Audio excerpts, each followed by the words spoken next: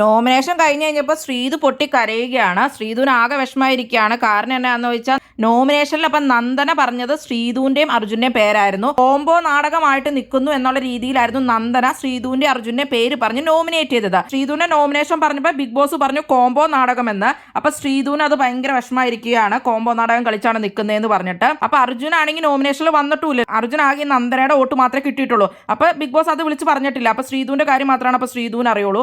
അപ്പൊ ശ്രീതു കോംബോ നാടകം എന്ന് പറഞ്ഞതുകൊണ്ട് ശ്രീതു സിജോയോട് വെച്ചു, സിജോ ആണോ പറഞ്ഞതെന്നൊക്കെ ചോദിക്കുന്നുണ്ട്. അപ്പൊ സിജോ അല്ല പറഞ്ഞതെന്ന് പറയുന്നുണ്ട്.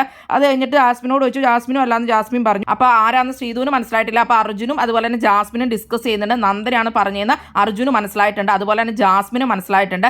ജാസ്മിനായിട്ട് നന്ദനോട് പോയി ചോദിക്കുകയും ചെയ്തു, നീ അല്ലേ ശ്രീതുവിന്റെ പേര് പറഞ്ഞതെന്നൊക്കെ ഉള്ളത്. ശ്രീതുവിന് പക്ഷെ ആകെ സങ്കടമായിരിക്കുകയാണ്. കാരണം ഫ്രണ്ട്സ് ആയിട്ടൊക്കെ കണ്ടവർ തന്നെ ഇങ്ങനെയൊക്കെ പറയുമ്പോൾ എനിക്ക് ഭയങ്കര ബുദ്ധിമുട്ടാണെന്നൊക്കെയാണ് ശ്രീതു പറയുന്നത്. അർജുൻ അപ്പൊ പറയുന്നുണ്ട് ശ്രീതുവിനോട്, ഇവിടെ എല്ലാവരും ഗെയിം കളിക്കാൻ വന്നതാണ്, അവർക്ക് വായി തോന്നിയതൊക്കെ വിളിച്ചു പറയും, അങ്ങനെ ഗെയിം കളിക്കുന്നവരാണ് എല്ലാവരും, അതുകൊണ്ട് അതൊന്നും കാര്യമാക്കേണ്ട കാര്യമില്ല, മറ്റുള്ളവരെ എന്തും പറഞ്ഞ് അവരെ തോൽപ്പിച്ച് ജയിക്കുക എന്നുള്ള ഗെയിമാണ് എല്ലാവരും കളിക്കുന്നത് എന്നൊക്കെ അർജുൻ പറഞ്ഞ് മനസ്സിലാക്കുന്നുണ്ട് ശ്രീതുവിനോട്. അതുകൊണ്ട് നീ അത് മൈൻഡ് ചെയ്യേണ്ട, നന്ദനെ പറഞ്ഞതൊക്കെ അർജുൻ പറയുന്നുണ്ട്. പക്ഷെ ശ്രീതു സായി ആണോ എന്നൊക്കെ ചോദിച്ചുകൊണ്ടിരിക്കുന്നുണ്ട്.